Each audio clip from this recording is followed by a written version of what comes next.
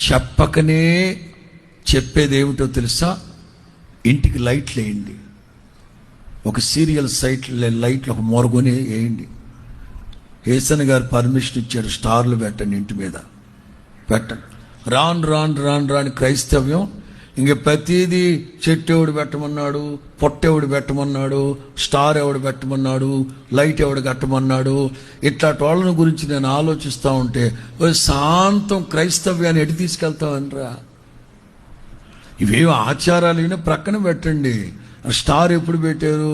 క్రీస్తు శకం 312లో కాన్స్టాంటియన్ అనే అతను రక్షించబడిన తర్వాత అతను పెట్టాడు మొట్టమొదటి. క్రీస్తు శకం 300 చిల్లరలో పెట్టాడు.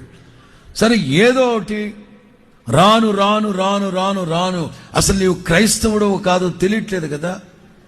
నీ ఇంటి ముందు ఒక స్టార్ వెలుగుతుంది అనుకోండి, చెప్పకనే చెప్తున్నావు నేను క్రిస్టియన్ని.